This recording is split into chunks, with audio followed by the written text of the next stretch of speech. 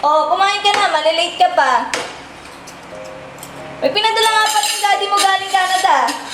Hindi ko naman kailangan yung mga bagay na pinadala nila. Sila ang kailangan ko.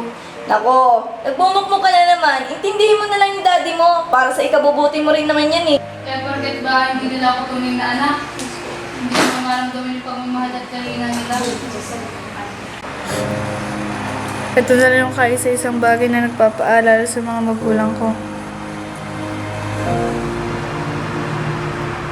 Hirap na ako dito sa bahay, tapos ikaw palayas-layas lang. Alam mo, ang dami-dami ginagawa dito sa bahay, tapos sasama ka lang sa kanila. Ayan, landi nila. Hindi mo ba alam, napakasama niyo mga kaibigan mo, kaya sinasabi ko sa'yo, layuan mo sila, di ba? Ano? Tama, nanay! Sumasagot ka na? Wala naman kami ginagawang masama! Ano na ginagawa? Di ba lagi-lagi na lang kayong gabi umuwi? Ano? Ginagawa namin yung para sa pag-aaral namin! Pag-aaral.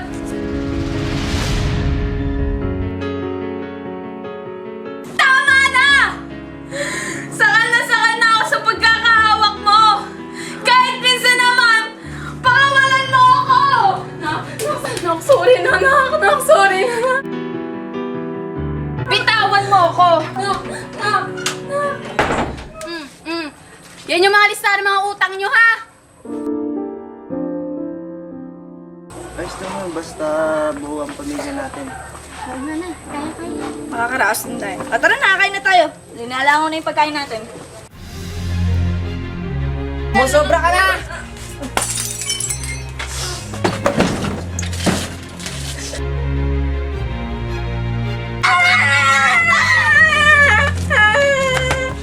Ikaw ha? Wala kang kwenta! Hindi po! Sasagot ka pa ha? Tay, tama na!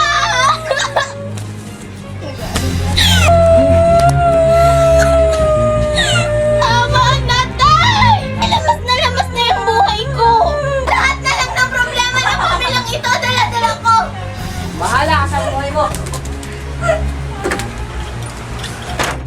Ano ba nangyayari sa'yo, Cristel? Pagpasok ka nila sa school, ganyan ka na. At lagi na rin napapadalas. Kasi pinubugbog ako ng tatay ko. Siguro hindi talaga ako mahal ng mga magulang ko. Buti nga ikaw may magulang. Samantalang ako, pagkagising ko, wala na sila. Puro padala lang. Buti nga sa'yo, walang naghihigpit eh. Kanina nga, nagkasagutan na ng mga nanay ko. Yung feeling ng sal ka na, yung gusto mo na kumawala. Baka nga kapag hindi kami nakapagbayan, mawawalan kami ng tirahan. Meron pala tayong kanya-kanya ng problema. Hindi natin kung tayo magkakaibigan. Tiwala ako lang kay God. Malalampasan din natin yun.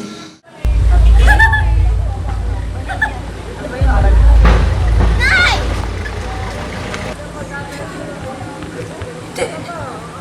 Ginagawa mo dito, Nay! Sinaktan ka na naman ba ni Tatay? Nay!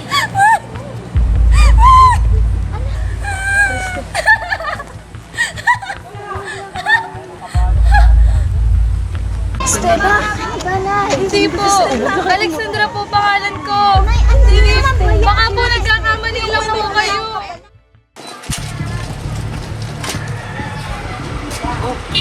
Rosario, nakauwi ka na pala. Ba't parang naruluha ka? Huwag ka sabihin. Bahala ka!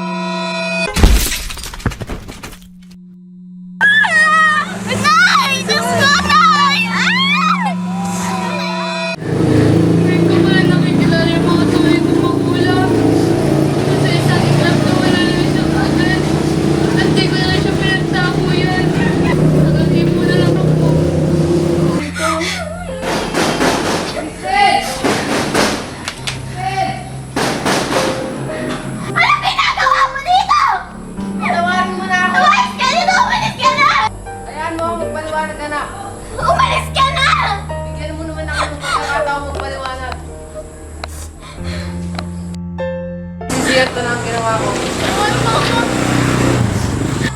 Kung hindi mo kami sinaktan, kung hindi mo siya sinaktan, hindi siya mawawala. Alam ko, babalik ang mga pagkukulang sa'yo at hindi na nakakagulong. Pero sana mabigyan mo ako ng pangalang pagkakataon. Anak!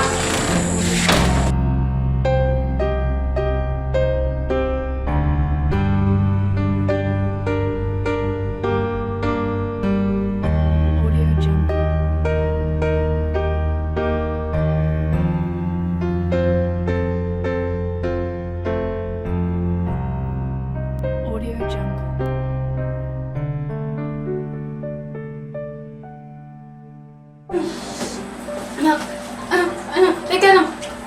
Kadadating mo lang ba? 11:30 na. Teka, kumain ka na ba? Nay. Bakit?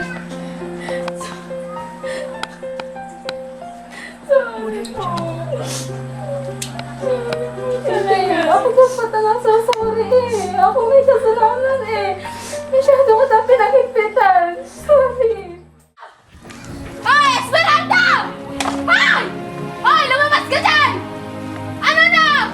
Ang tagal-tagal ko naghihintay. Bigyan ko na kayo ng 1 linggo. Di pa rin kayo nagbabayad. Ano na? Pwede ko bang humingi pa ng kahit isang araw lang? Diyan ka na naman. Tumali ka naman sa isang araw mo, 1 linggo. Tapos hindi mo na naman babayaran kayo. Lumayas na dyan! Sigurado po ako makakabayad po ako bukas ng maga mismo. Hindi na! Hindi na! Magbalot-balot na kayo ng gamit! Umalis na kayo! Bitaw mo ko! Umalis na kayo ha!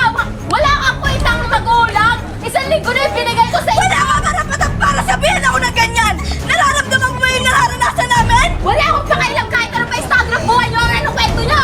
Kung gusto mo kami palayasin mo kami na maayos, hindi pinagyan mo na kami anak ko! Huwag naman mo kami gaganituhin ha! Eh di lumayas kayo! Tumingin ka na! Wala ating pakailam! Aba, kayo na nga pinapaupa eh!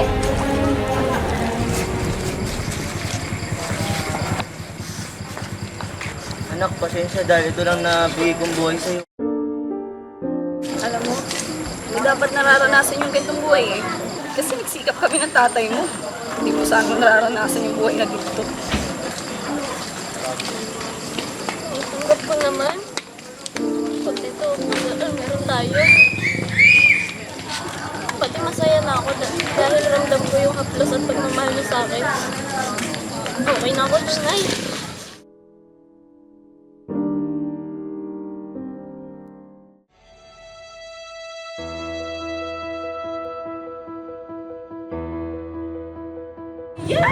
Bia! Ay! Bia, ikaw